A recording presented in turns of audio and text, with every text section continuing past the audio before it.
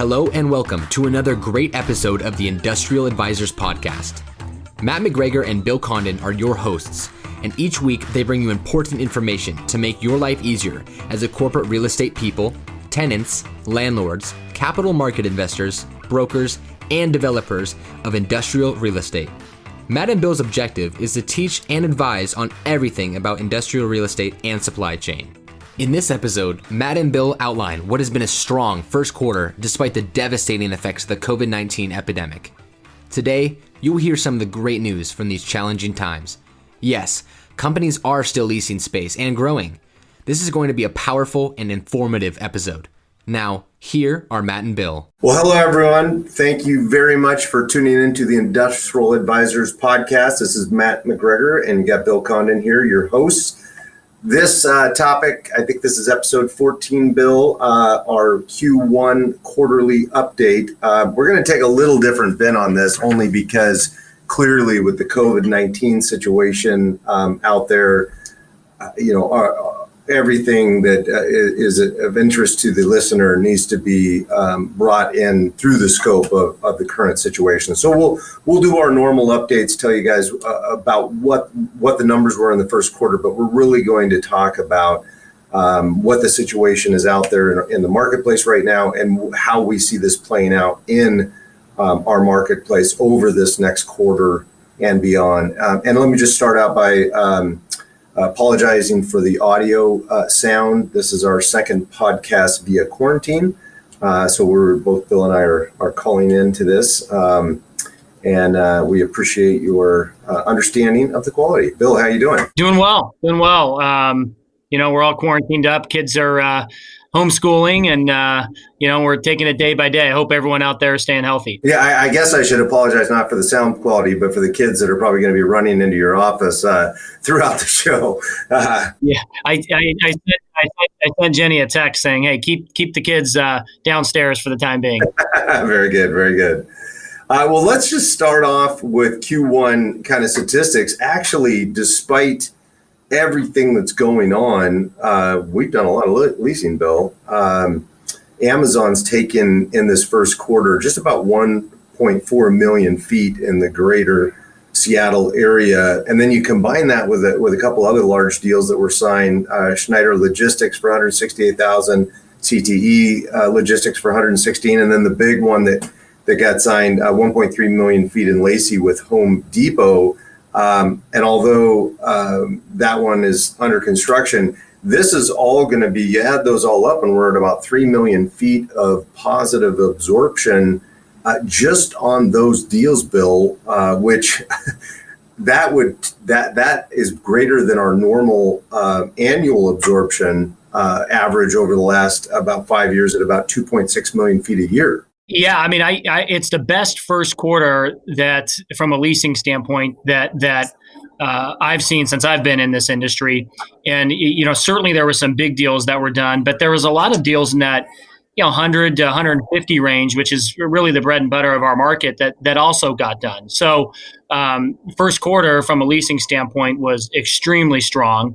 Obviously, second quarter is going to be a lot quieter given the circumstances, but Q1 was outstanding from a leasing standpoint.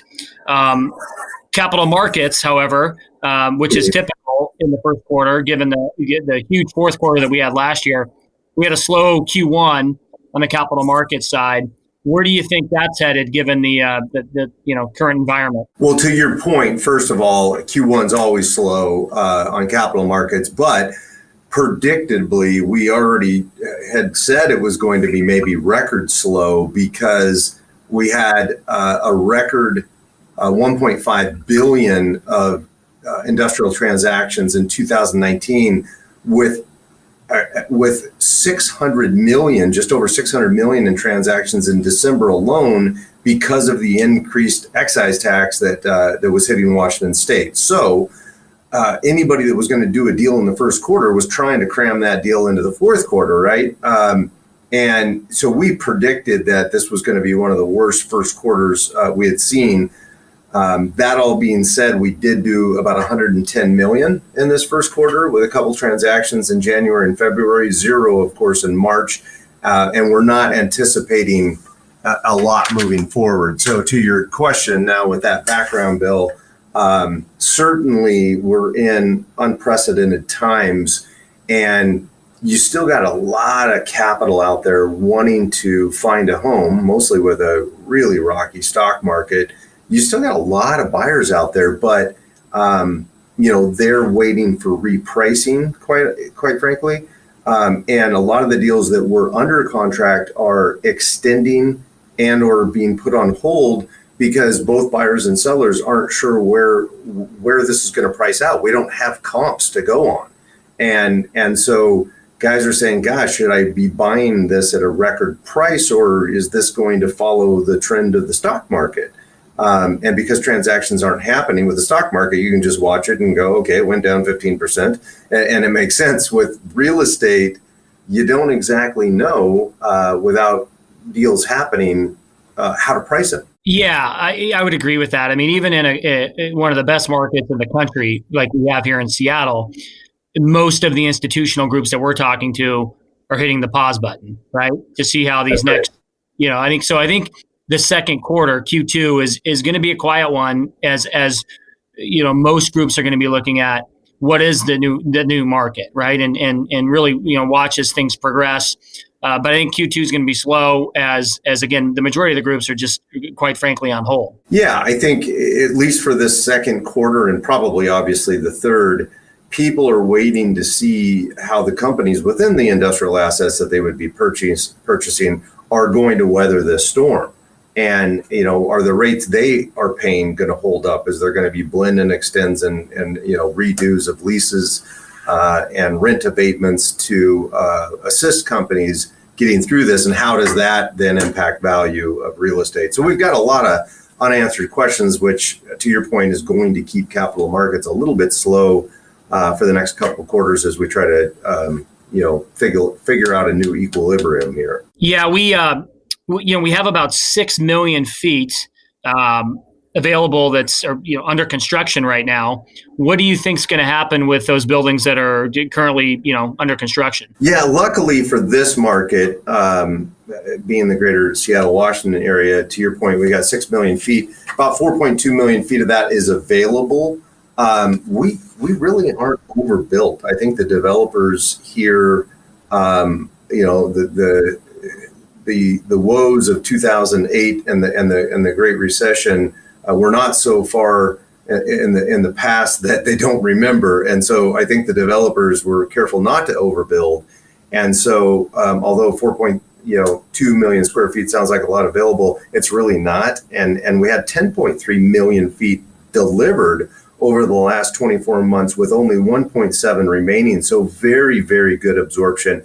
And I think with the boom of e-commerce, I don't think we have too much. And I think obviously you're going to have some, retailers slow down, but I think with the e-com boom that's happening right now, that we're just fine and that we certainly are not overbuilt. And I wouldn't be surprised if a lot of this got absorbed through the shift to the e-commerce. Yeah, I mean, to that point, what I've seen from tenants, a lot of the mid-sized tenants, some of the smaller tenants are hitting the pause button and trying to buy some time.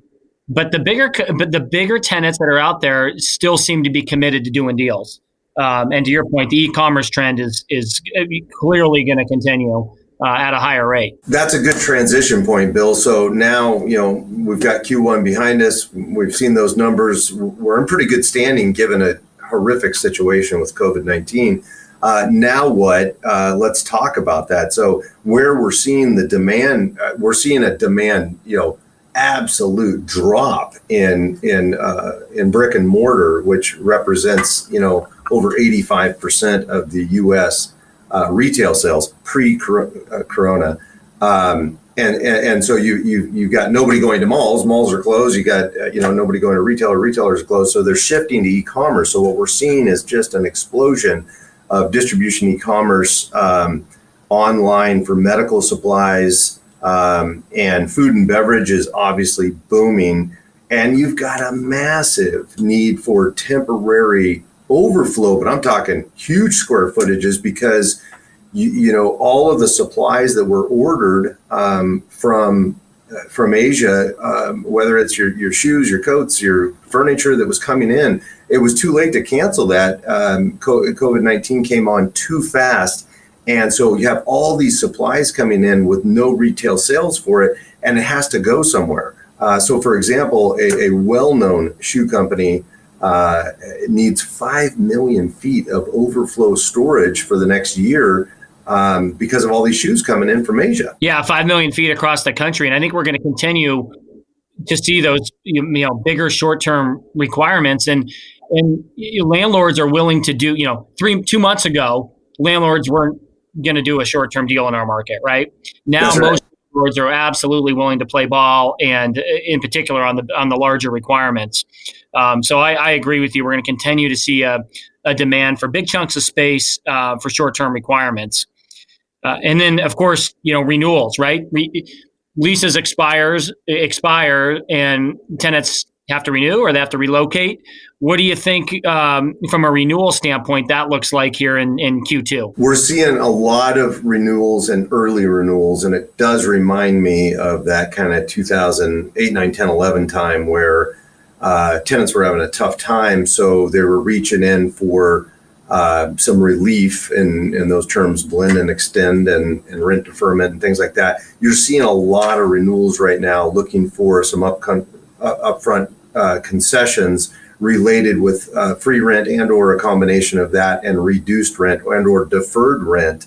And so if somebody has 15 months left on their lease, they're not going to wait. They're going now to the landlord and saying, hey, how about a new 5 or 7 year deal? And they're getting a few months of free rent up front in order to get through this situation. And so we're seeing, to your point, a massive amount of renewals. The normal renewals that say we're within that 8 month time frame, but you're seeing people stretch out to even up to 2 years or so. Early renewals happening, and so those deals are happening. And again, we saw that, didn't we, Bill? We did a lot of those right when the downturn started in 2008. Yeah, and I think like this go round, landlords are really playing ball right earlier than they did last time. Because a lot of the new deals that were out there, in particular with mid-sized companies, smaller companies, have really been put on hold. And again, we're seeing that the larger companies continue to see their deals through, and I think that will continue. But a lot of the 100 to 150s have been put on hold for the time being. That's right, and you're seeing a lot of landlords, as to your point, that they're playing ball. They're dusting off those applications that they used in the downturn to reassess firms' credit, their business plan, how they're going to get out of this, in an effort to you meet them in the middle with some sort of rent concessions and rent deferment, making sure that they're right-sizing their company or their business plan is going to get them through this tough time, and making sure that partnership is going to be there for the long haul. But we're seeing a lot of those, to your point. Yep. The hard part right now, I think, for both landlords and tenants and brokers as well, is figuring out what's market from a rate standpoint. There's not a lot of new deals getting done right now, so you don't have a lot of data points. But figuring out what market rents are is a bit challenging right now. Wouldn't you agree? Well, yeah, because you got a lot of deals that were at the goal line that are now on hold, or the tenants just trying to go back to the landlord with massive repricing, but without a lot of comps. And this hits, we'll get into that. It hits capital markets as well.